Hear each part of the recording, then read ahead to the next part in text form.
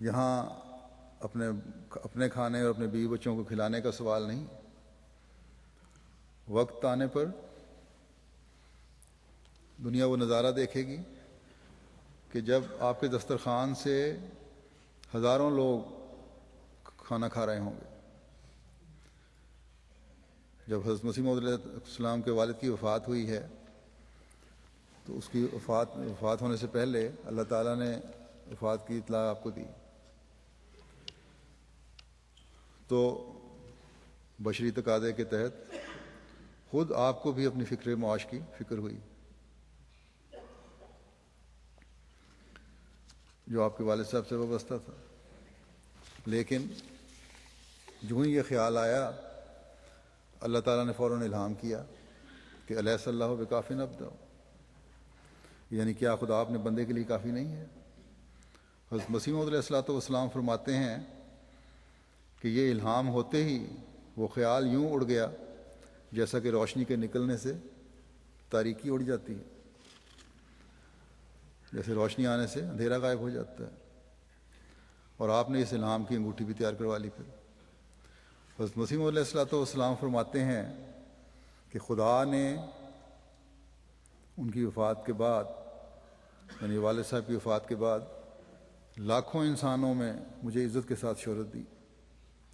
اور میں والد صاحب کے زمانے میں اپنے اقتدار اور اختیار سے کوئی مالی قدرت نہیں رکھتا تھا، اور خدا تعالیٰ نے ان کے انتقال کے بعد اس سلسلے کی تائید کے لیے اس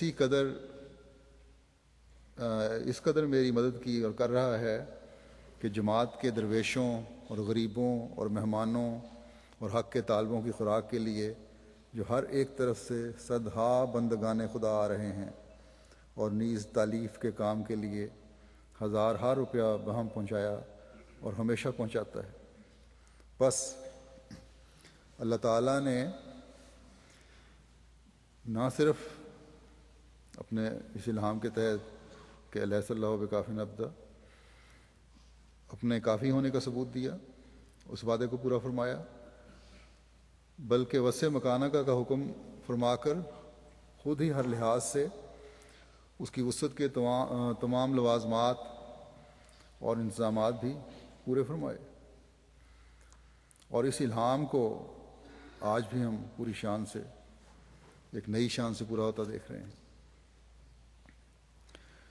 اور یہ الہام آپ کو صرف ایک مرتبہ نہیں ہوا بلکہ کئی مرتبہ ہوا، اور ہر مرتبہ جب آپ کو ہوا یہ الہام تو اس کی وسعتوں کی شان بھی بڑھتی چلی گئی. اور یہی آپ نے فرمایا ہے کہ متعدد مرتبہ ہونے کا مطلب ہی یہ تھا کہ وسعتوں کی شان بڑھتی چلی جائے گی. اس لیے آپ بھی ہر لحاظ سے اس وسعت کے لیے ظاہری طور پر کوشش کرتے چلے جائیں اور پھر معاملہ اللہ تعالیٰ پر چھوڑیں. اور آپ یہی کرتے تھے کہ وہ سچے وعدوں والا خدا ہے، اپنے وعدے پورے کرے گا. حضرت مسیح موعود علیہ السلام نے جب یہ الہام ہوا تو دعویٰ مسیحیت سے یہ پہلے کا واقعہ ہے، اور آپ کے پاس بظاہر دنیاوی لحاظ سے کچھ بھی نہیں تھا، لیکن خدائی حکم تھا، اس لیے پورا کرنا بھی آپ نے ضروری سمجھا. تو اور اسے پورا کس طرح فرمایا آپ نے، اس بارے میں حضرت صاحب مرزا بشیر احمد صاحب رضی اللہ تعالیٰ عنہ نے حضرت میاں عبداللہ سنوری صاحب رضی اللہ تعالیٰ عنہ کی ایک روایت درج فرمائی ہے، پیش کرتا ہوں. کہتے ہیں کہ میاں عبداللہ سنوری صاحب نے مجھ سے بیان کیا کہ جب حضور کو وسع مکانہ کا، یعنی اپنے مکان وسیع کا الہام ہوا تو حضور نے مجھ سے فرمایا کہ مکانات بنوانے کے لیے تو ہمارے پاس روپیہ نہیں ہے، اس حکم الہی کی اس طرح تعمیل کر دیتے ہیں کہ 2-3 چھپر بنوا لیتے ہیں گھاس پھوس کے. چنانچہ حضور نے مجھے اس کام کے واسطے امرتسر حکیم محمد شریف صاحب کے پاس بھیجا، جو حضور کے پرانے دوست تھے اور جن کے پاس حضور اکثر امرتسر میں ٹھہرا کرتے تھے. تاکہ میں ان کی معرفت چھپر باندھنے والوں اور چھپر کا سامان لے آؤں، چھپر باندھنے والے اور چھپر کا سامان لے آؤں۔ چھپر باندھنے کے لیے بھی خاص آدمی ہوتے تھے۔ چنانچہ میں جا کر حکیم صاحب کی معرفت امرتسر سے آدمی اور چھپر کا سامان لے آیا، اور حضرت صاحب نے اپنے مکان میں 3 چھپر تیار کروائے۔ یہ چھپر کئی سال تک رہے، پھر ٹوٹ پھوٹ گئے۔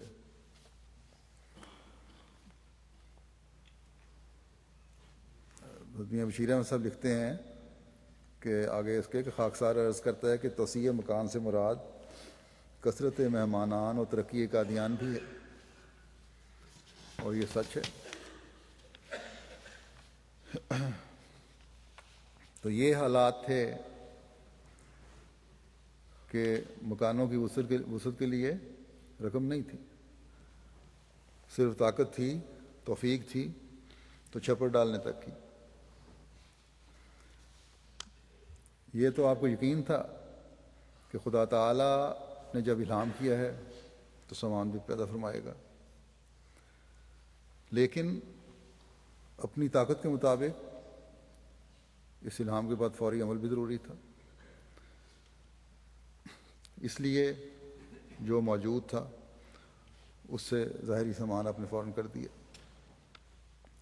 لیکن یہ الہام کیونکہ آپ کو بار بار اور مختلف جگہ پر ہوا ہے،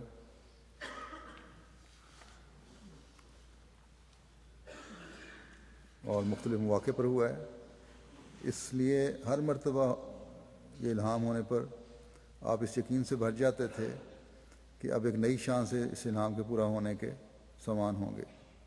اور اس کا اظہار آپ نے اپنے ایک اشتہار میں یوں فرمایا ہے۔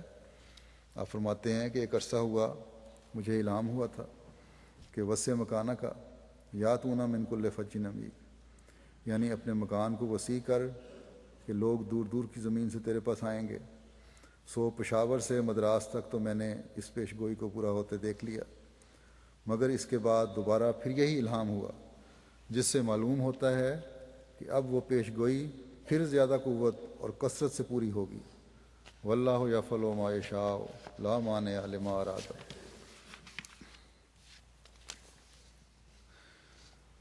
اور پھر 1907 میں اپنے ایک جگہ الہامات کا ذکر فرماتے ہوئے آپ فرماتے ہیں، 1907 کی بات ہے کہ فرمایا، اللہ تعالیٰ کی طرف سے منسوب کر کے فرمایا، اور پھر فرمایا لکم البشریٰ فی الحیات دنیا، خیر و نصرت و فتح انشاءاللہ تعالی۔ وضعنا عنک وزرک الذی انقض ظہرک ورفعنا لک ذکرک انی معک ذکرتک فاذکرنی وسع مکانک ہانا انت آنا وترفع بین الناس انی معک یا ابراہیم انی معک وما اہلک انک معی واہلک انی انا الرحمن فانتظر قل یاخذک اللہ۔ یعنی تمہارے لیے دنیا اور آخرت میں بشارت ہے، تیرا انجام نیک ہے، خیر ہے اور نصرت اور فتح انشاءاللہ تعالی۔ ہم تیرا بوجھ اتار دیں گے جس نے تیری کمر توڑ دی، اور تیرے ذکر کو اونچا کر دیں گے۔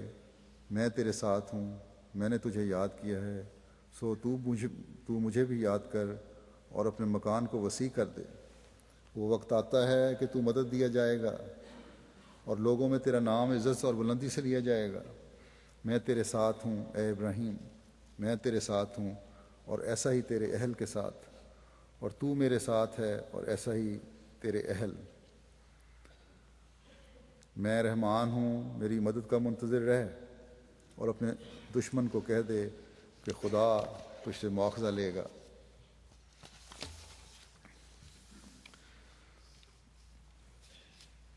یعنی وفات سے کچھ عرصہ پہلے بھی آپ کو آپ کی کامیابی اور جماعت کی ترقی کی خبر دیتے ہوئے اللہ تعالیٰ نے وسع مکانہ کا حکم فرمایا۔